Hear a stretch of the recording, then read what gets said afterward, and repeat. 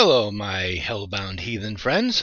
So, I was going to set up my green screen and do the whole shtick that I usually do in front of the camera, but I have been so busy lately and I am so late on getting this second part of this video out. I just wanted to get it done and move on to the next thing because I'm pretty much done with Mark Passio.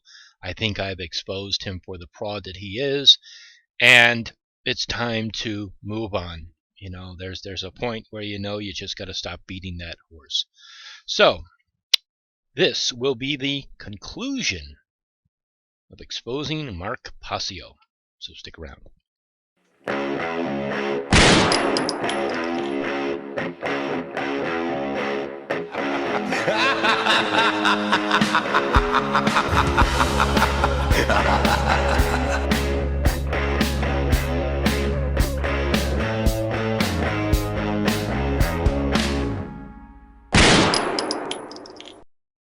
Conversely, the opposite of that, the square, is another archetype, and it's represented stability, but also rigidity and imperfection. And it's represented things that are earthbound, that are very earthly and human, as opposed to divinity, like the circle represents. So then we have another archetype, the triangle. We see this a lot in symbolism as well, because it represents balance, it represents union or coming together of often opposite extremes. It represents the intellect. It represents, in many cases, knowledge. Another archetype is the star, which represents spirit or sovereignty. And, that's, of course, used in politics a lot. And there's many other archetypes that we could get into, but essentially, archetypes resonate deeply with the human subconscious mind. Okay, that's the main thing to keep in mind. So, Mark. These symbols have no universal association. Colors can have universal associations and are often used to convey emotion. Oh, crap. I probably just started the next wave of occult conspiracies. Damn it. It's archetypes are kind of embedded almost into our the very fabric of our being, into what one might call our ancestral DNA, because these shapes and symbols have been around with us since humanity has been on this planet. These symbols are read differently by almost everyone in each culture. What a load of bullshit. The perverted use of symbolism and archetypes goes on constantly in our society. What? Oh, God.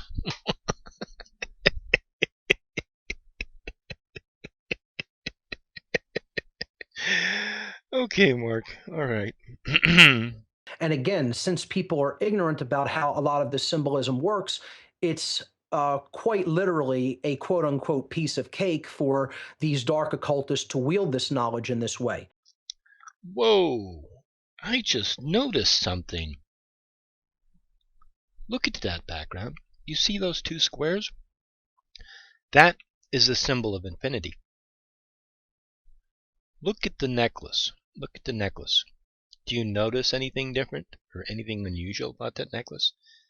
How about it has 3 sets of 6 individual hexagrams? 6, 6, 6. The symbol of infinity in the background. Infinity is the symbol of the magician. Mark Passio is doing this very public display of this occult symbolism. You have to ask yourself why. And let's go even deeper. Even by his own analysis, the cube is an archetype. Look at the 3 paintings in the background. Even the infinity symbol is 2 cubes on its side. Those 3 paintings in the background, even the air grate, the doorway is square. That cabinet over to his right is square. What is Mark doing with all of these occult images? And why did he choose that couch? Why did he put it there? Notice how square that is? This is the room that he chose to do this very public interview in, wearing 666, the magician symbol of infinity, made up of two archetype symbols of the square, with a square couch in the background and square pictures. And this is the clincher. Look at the two skulls. There are 3 shelves and 2 skulls. Why does he have skulls on those things displayed there in that square, archetypal square cabinet? This man is trying occult funny business. Mark my words. So I want to give a brief example. Betty Crocker in the 1950s had designed a new instant cake mix, and they didn't know how this was going to be received by American housewives, and so they did a lot of research and development on this product, and they put it out into the supermarkets. They got distribution for it, spent a whole lot of money to do all of that, and then the cake mix was very unpopular. It did not sell well at all. And there was an underlying reason for this, but Betty Crocker didn't understand that reason at the time. Okay, well, I'll just give a little bit of a background. This cake mix, all you needed to do was just add water to the supplied powder, and then you would bake that, and you'd have an instant cake. In that day, that was considered somewhat of an amazing thing, and unfortunately, housewives didn't go for it. They, and families in general, they made kind of like a statement that this isn't something that we're interested in by their lack of purchase. And Betty Crocker, instead of saying, well, we've kind of received a mandate from the masses of people, they're not interested in this, they decided that they would make people want the cake mix. So you're saying that advertisers want to make people want to buy their product? Whoa, this is a shock to me.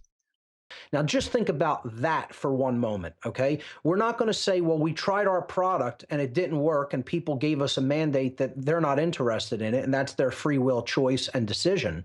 No, no, no, that's not good enough for us as a corporation.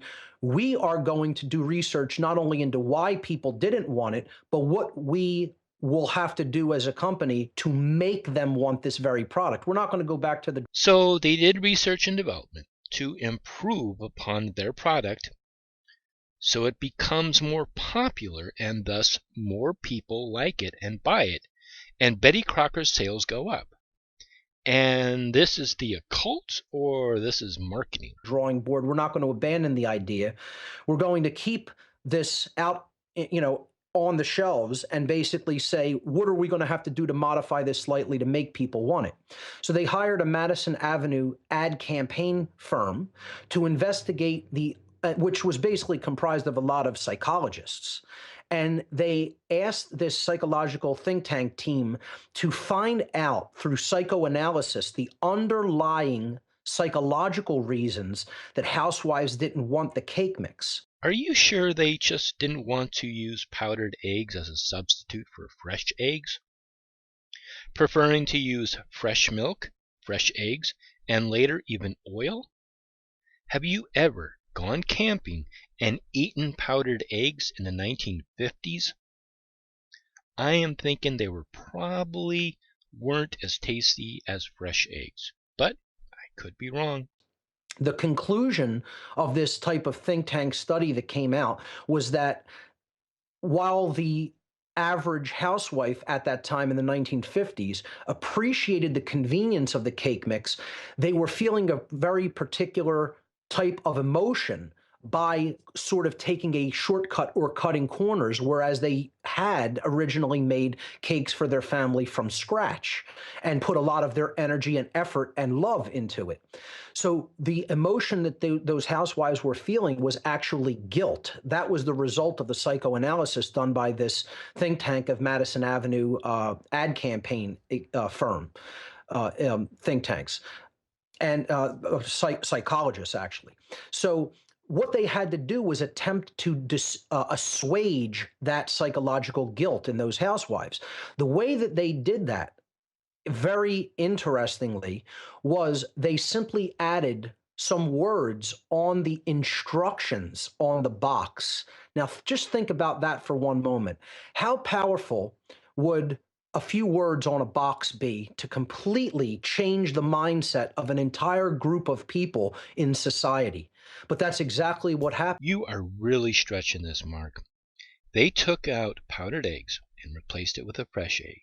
Already, this sounds much better to me. However, Betty Crocker and others at this time were experimenting with other ingredients to improve upon the cake mix, which were not received well by the consumer.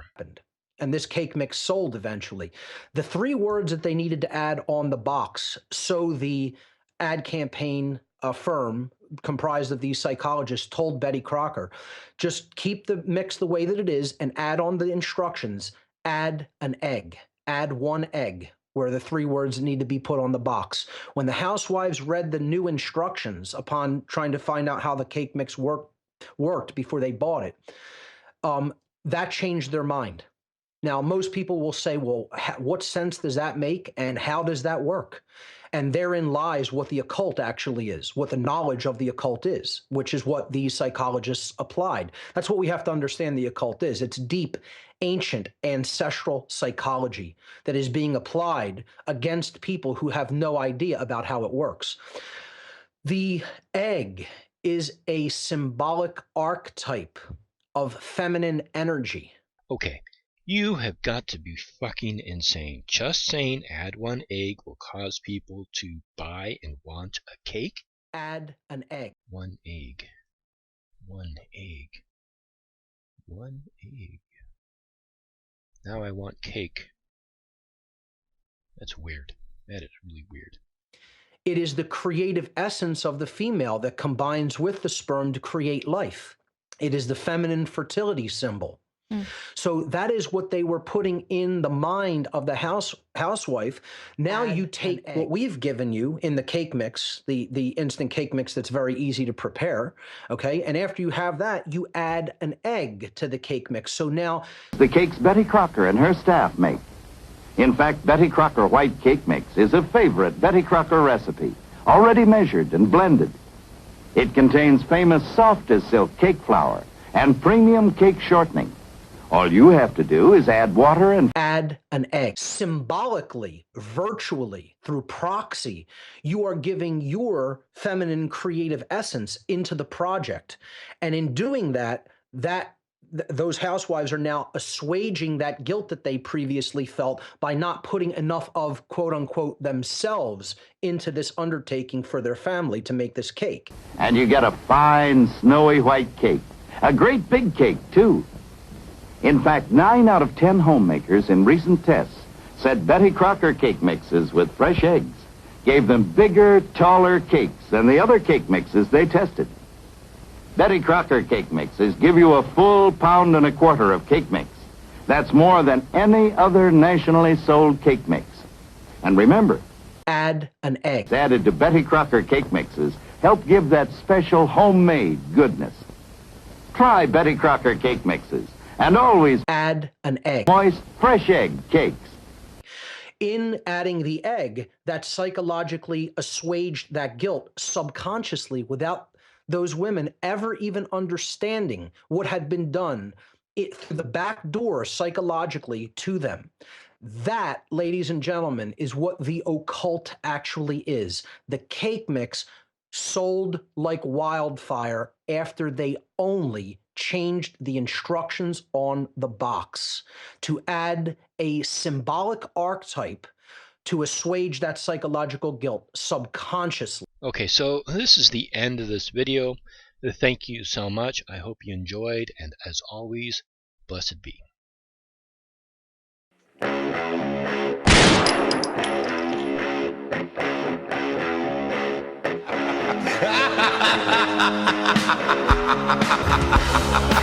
Ha ha ha ha ha!